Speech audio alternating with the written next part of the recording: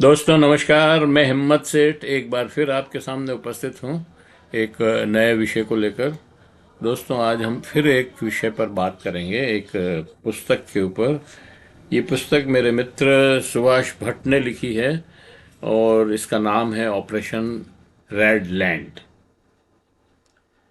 पुस्तक के नाम से ही आप समझ गए होंगे कि ये पुस्तक कैसे किस उद्देश्य से या किस तरह से लिखी गई है।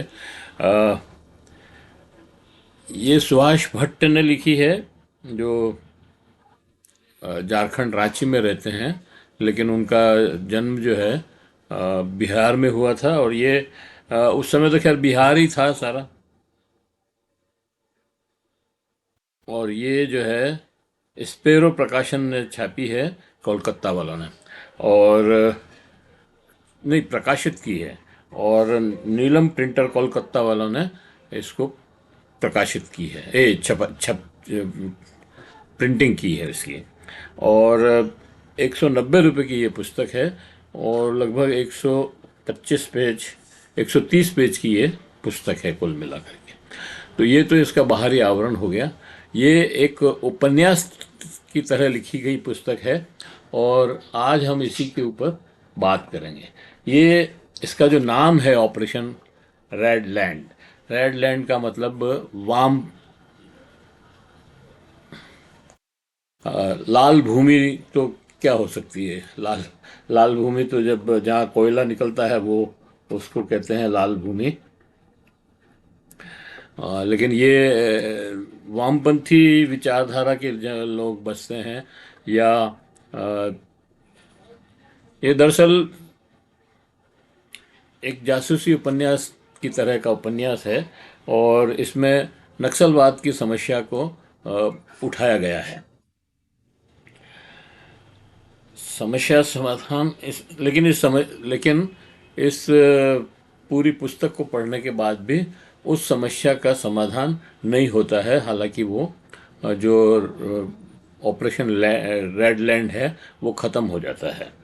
तो ऐसे तो खैर कई ऐसे ऑपरेशन होते हैं जिसमें पुलिस जो है, पुलिस और उग्रवादी संगठनों के, या जो हथियार उठा लेते हैं उन संगठनों के आपस में युद्ध संग्राम चलता है। और वो संग्राम किसी एक लेवल पर जाकर सरकार जो है उन, मतलब पुलिस और फौज और वो सब मिल करके उसको खत्म कर देती है और वहाँ एंड हो जाता है। ये भी इसी तरह का एक उपन्यास है। लेकिन इस उपन्यास में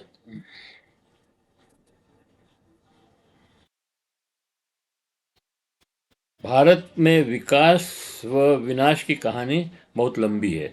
गरीबी व अमीरी की खाई भी बढ़ती जा रही है। पिछले 75 साल से हमारे देश में एक संविधान है, एक संसद है, चुनाव होते हैं और विधानसभाएं, राज्यों में विधानसभाएं भी हैं। लेकिन आज के दिन जब हम इस उपन्यास को पढ़ते हैं तब लगता है कि संविधान और इसके द्वारा बनाई सभी संस्थाएं देश के अंदर, देश के व विदेश के कॉरपोरेट्स ने हाईजैक कर ली है।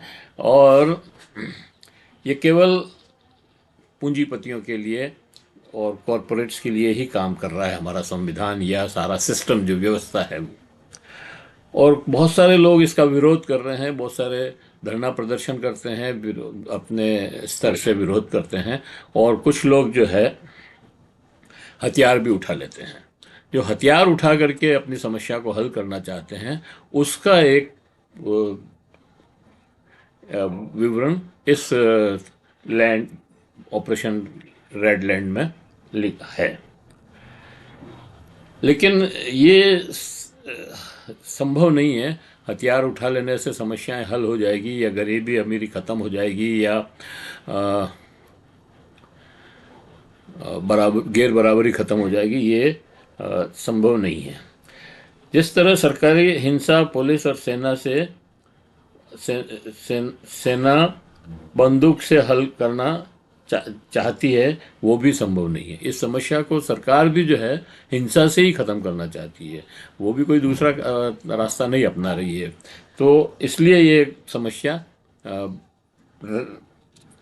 कहीं ख़त्म होती है फिर दूसरी जगह चली जाती है।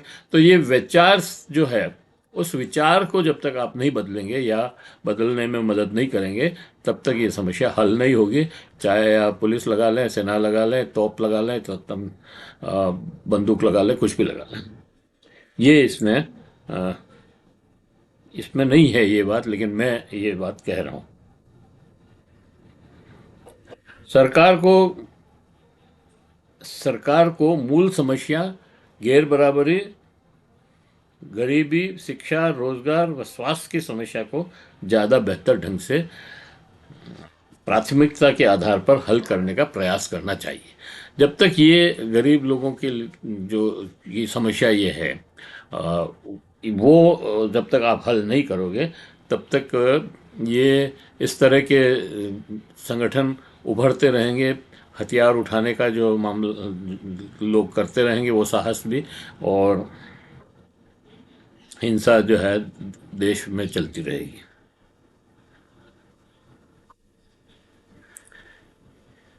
जैसा हिंसा किसी भी समस्या का हल नहीं है, वैसे ही निजीकरण, कॉरपोरेटीकरण और उदारीकरण, ये भी किसी भी समस्या का हल नहीं है। सत्ता और पूंजी का विकेंद्रीकरण ही एकमात्र हल है, जिसे सरकार अभी लागू नहीं करना चाहती, क्योंकि वो कॉरपोरेट्स के खिलाफ जाता है। इस समस्या को का हल है, लेकिन पिछले 35 सालों से हम केंद्रीकरण की ओर बढ़ रहे हैं।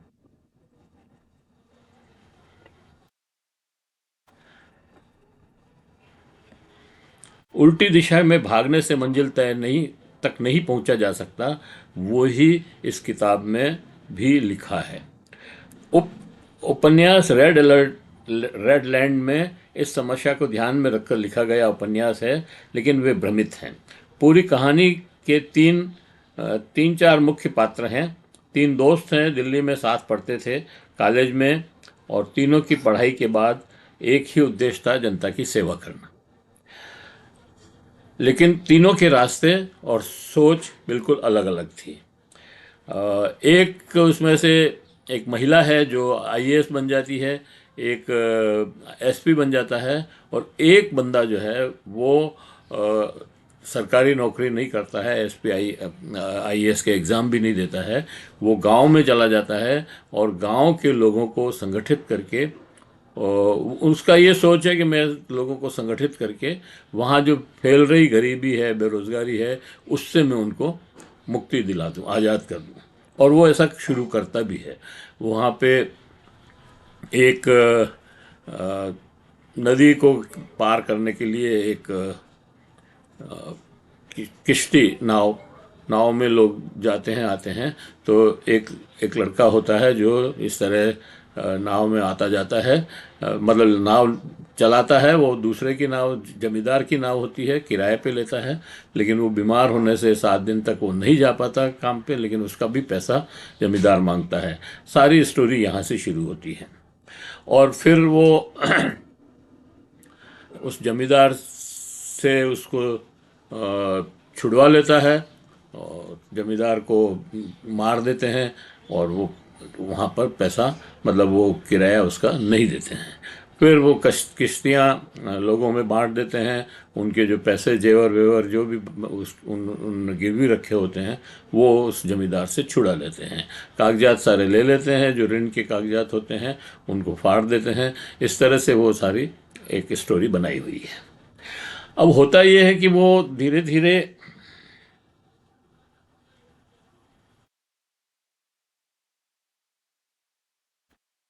उपन्यास का हीरो है प्रणय। उसका लक्ष्य कि गरीबों को जमींदार और पूंजीपतियों की गुलामी से आज़ादी दिलवाना लक्ष्य अच्छा था, लेकिन उसके लिए हथियार उठाना गलत है। ये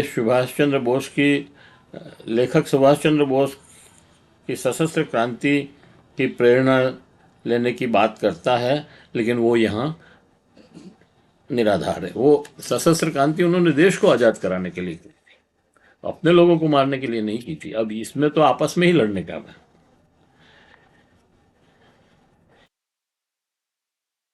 एक आईएएस बन जाती है, तीसरा एसपी। तीनों का कार्यक्षेत्र संयोग से एक ही जिला है, ज, जहाँ एक मजदूर किसानों को न्याय दिलाने के लिए संगठन बनाता है, हथियार उठा लेता है, और गांव में उस जमींदार को मारने के बाद उसका रौब बढ़ जाता है, उसका टेरर बढ़ जाता है, और वो समानांतर सरकार चलाने लगता है। एसपी और वहाँ का थाना इंचार्ज और वो सब जो है उससे डरते हैं। लेकिन ये समानांतर सरकार चलाता है, उससे लोगों को त्वरित न्याय मिलने लगता है, लेकिन ये त्वरित न्याय कानून से नहीं मिलता है, ये बंदूक से मिल रहा है। तो बंदूक से न्याय नहीं हो सकता। जनता भले ही त्वरित न्याय से खुश हो जाती है, उसके संबंध जो है नेपाल में बैठे चीनियों के साथ हो जाते हैं। चीनी मतलब विदेशी एक तरह का देशद्रोही काम शुरू कर देता है, उनका आदेश पालक बन जाता है, और उनके कहने से कई जगह वो जो है बम बम लगाता है, और लोगों को मतलब अपना वर्चस्व जमाने के लिए कोई 15-16 जिलों में उसका काम बढ़ जाता है। गरीबों को आज़ादी के नाम पर वो स्वयं विदेशी ताकतों का गुलाम बन जाता है। तो ये एक सही बात है। जिला कलेक्टर, पुलिस अधीक्षक ऑपरेशन रेड अलर्ट चलाकर उस क्षेत्र को उग्रवादियों से आज़ाद करा लेते हैं, लेकिन मूल समस्या गरीबी और बेरोजगारी और गैर बराबरी ज्यों की त्यों रहती है। इस उपन्यास का अंत और भी बेहतर किया जा सकता था। पुस्तक क्यों लिखी गई, क्या उद्देश्य था, का समझ नहीं आता है। मैं मेरे मित्र सुभाष के भट्ट के पहले प्रयास की सराहना तो करता हूँ कि उसने पुस्तक लिखी। आजकल तो लोग पुस्तक पढ़ते ही नहीं है, लिखने की बात तो बहुत दूर की है। तो सुभाष भट्ट ने जो ये पुस्तक लिखी उसके लिए बधाई, और मैं उसको जो है उसकी सराहना करता हूँ कि उन्होंने कोशिश की, और अच्छी, वैसे तो देखा जाए ये जो जासूसी पुस्तकें होती है उस तरह की पुस्तक है बस। किंतु लिखने के पहले ये तय करना चाहिए कि इसको लिखने का उद्देश्य क्या है, और फिर ये भी तय करना चाहिए कि हम किसके लिए लिख रहे हैं, और कौन फोकस में है, और वो उस समस्या के हल तक पहुंचना चाहिए। ये नहीं खाली वहाँ तक पहुंच गए कि भाई उसको मार दिया, उसके आगे क्या। वो जिस क्षेत्र में रहते हैं वहाँ भयंकर गरीबी है। बंगाल के ही एक गांव से शुरू हुआ था नक्सलवाड़ी आंदोलन, आज तो उसके अलग अलग क्षेत्र में अलग अलग रूप में सामने आ रहे हैं। सरकार इसको केवल लॉ एंड ऑर्डर की समस्या समझकर हल करने का प्रयास कर रही है, लेकिन वास्तव में ये समस्या बहुत गहरी है। ये गैर बराबरी और गरीबी की समस्या तो है ही, विचारधारा की समस्या भी है।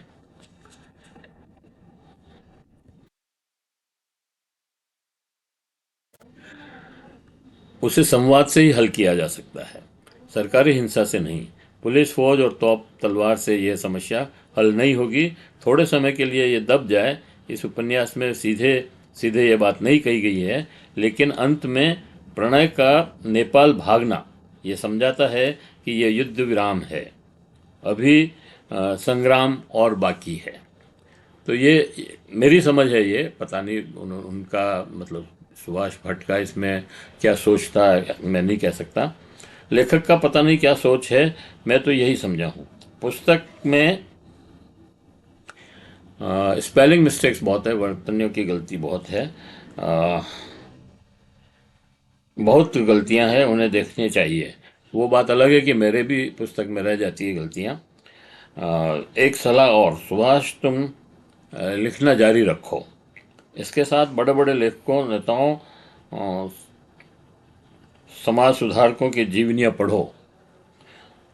उससे आपके पास विचारों का संग्रह होगा, और ज़्यादा कल्पना करके यथार्थ को समझ सकोगे, और लोगों को समझा सकोगे। एक बार फिर बधाई। और मुझे लगता है कि आपको ये वीडियो पसंद आया होगा। पसंद आया हो तो लाइक करें, फॉरवर्ड करें, और लोगों को भी भेजें। और कमेंट बॉक्स में जाएं, कमेंट लिखें, सुझाव दें। आपके सुझाव और कमेंट्स हमें और बेहतर करने की ओर अग्रसर करेंगे। और अगर आपने अभी तक भी हमारे यूट्यूब चैनल महावीर समता संदेश को सब्सक्राइब न किया है तो सब्सक्राइब कर लें, बेल आइकन दबाना न भूलें। जय हिंद, जय भारत। मिलते हैं फिर किसी और वीडियो के साथ।